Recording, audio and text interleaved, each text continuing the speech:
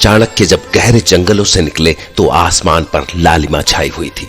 उस घास के मैदान में बहती सुबह की ठंडी हवा किसी का भी मन मोह सकती थी, पर घोड़े पर सवार चाणक्य को देखकर लगता था जैसे उन्हें इन सब चीजों की जरा भी परवाह नहीं है।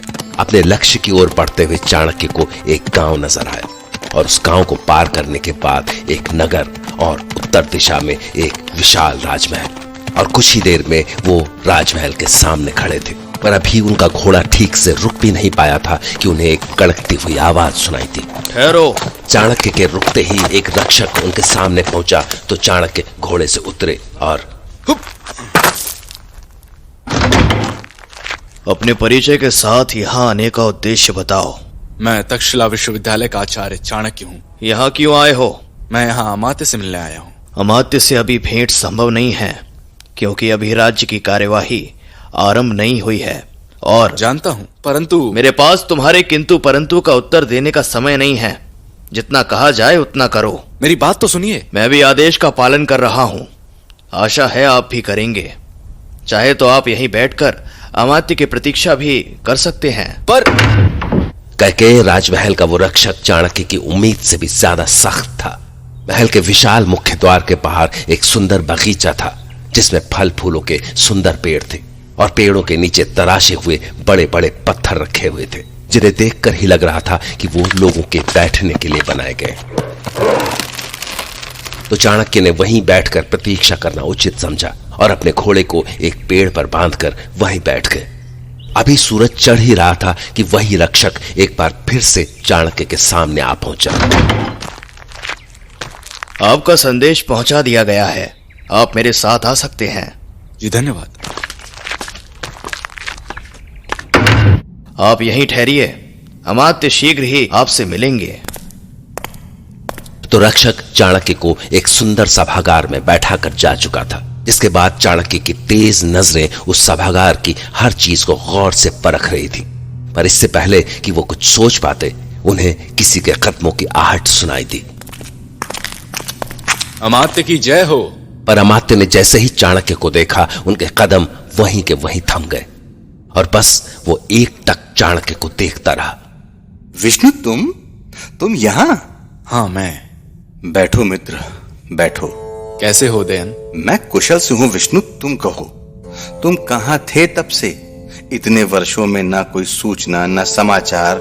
तुम गुरुकुल से निकलकर ऐसे चले गए कि किसी को तुम्हारे संबंध में कोई सूचना ही नहीं हुई। मैं अपने कारण तुम सब विद्यार्थियों का भविष्य संकट में नहीं डाल सकता था मित्र, इसलिए मैं गुरुकुल छोड़कर मगध से ही दूर चला आया। इतनी दूर जहां तक धनानंद के आदेश नहीं पहुंचते। तक्षशिला आकर मैंने स्वयं को विद्या अर्जन में डुबा दिया और आज मैं तक्षशिला विश्वविद्यालय में आचार्य हूँ। पता है विष्णु, तुम्हारे जाने के पश्चात संपूर्ण गुरुकुल सूना हो गया था। विद्यार्थियों के साथ साथ आचार्यगण भी तुम्हारे जाने से दुखी थे। समझ सकता हूँ, परंतु समय सारे घाव भर देता है उदयन। बीती बातों को भुलाकर हमें भविष्य के संबंध में विचार करना होता है। उचित कहते हो, तुम काफी दूर से आए हो। मेरे विचार से तुम्हें विश्राम करना चाहिए। नहीं, ये विश्राम करने का समय नहीं है उदयन। मैं क्षमा चाहता हूँ, तुम्हें मेरे कारण प्रतीक्षा जो करनी पड़ी। हाँ, मैंने देखा कि यहाँ सुरक्षा व्यवस्था आवश्यकता से अधिक सुदृढ़ है। संभवतः तुम्हें ज्ञात होगा कि पड़ोसी राज्य विशेषकर गांधार ने कैकेय में अराजकता फैला रखी है। यही कारण है कि हमें ऐसी व्यवस्था रखनी पड़ती है। हर आने जाने वाले पर कड़ी दृष्टि रखी जाती है। कुमार की करतूतों से कौन परिचित नहीं है, और अब तो कुमार पूर्ण रूप से निरंकुश हो चुके हैं, क्योंकि अब उन्हें कोई रोकने टोकने वाला नहीं है। तुम्हारा तात्पर्य मैं समझा नहीं विष्णु। गांधार नरेश अंबिराज अब नहीं रहे, वो मृत्यु को प्राप्त हो चुके हैं। क्या? ऐसा कैसे हो गया? वो तो बिल्कुल स्वस्थ थे। मैं स्वयं मिलकर आया था उनसे। उनके साथ बहुत बुरा हुआ। उन्होंने स्वयं अपने ही प्राण ले लिए। हे ईश्वर, परंतु ऐसा क्या हुआ जिसके कारण? उत्तर तुम जानते हो दयन। समझ गया, अवश्य ही इसका कारण अंबी कुमार ही रहे होंगे। हाँ, अंतिम समय में महाराज बहुत ही दुखी थे, क्योंकि कुमार ने संपूर्ण सत्ता पर अपना अधिकार कर लिया था। और जब मैंने उन्हें वन में मरणासन अवस्था में देखा तो उन्होंने मुझसे वचन लिया कि मैं भारत को बचाने में अपनी भूमिका निभाऊंगा। इसीलिए मैं यहां आया हूं। यही समय है जब हमें मिलकर भारतवर्ष को बचाना होगा, हम सबको, हर भारतीय को। ये तो तुम भी जानते होगे कि गांधार के लिए कैकेयी की नीति कभी भी शत्रुतापूर्ण नहीं रही है। हमने सबका भला ही सोचा है, परंतु कुमार ने। मैं समझता हूं, परंतु गांधार के अतिरिक्त भी हमारे पास और राज्य हैं जिन्हें हम एकजुट कर सकते हैं। इस संकट की घड़ी में हमें एक एक पल भारी है। क्या तुम्हारे संज्ञान में किसी विदेशी आक्रमणकारी के भारत आने की सूचना है? अवश्य है। मुझे कल ही मेरे गुप्तचर द्वारा भेजा गया पत्र प्राप्त हुआ। ठहरो, मैं पढ़कर सुनाता हूं। हाँ अवश्य। पत्र कूट भाषा में है, परंतु मैं इसका अनुवाद करके सुनाऊंगा। हाँ, तो महाराज पर्वतेश्वर की जय। मैं ये पत्र अत्यंत शीघ्रता में लिख रहा हूं। मैं आपको संक्षेप में कुछ अति महत्वपूर्ण सूचना देना चाहता हूं। पश्चिम के मैसेडोनिया नामक राज्य में राजा फिलिप की मृत्यु के उपरांत उसका पुत्र अलेक्जेंद्र सिंहासन पर आसीन हो चुका है। राजा बनते ही उसने अपने राज्य विस्तारण नीतियों के चलते कई राज्य हड़प लिए और वो लगातार पूर्व की ओर ही बढ़ रहा है।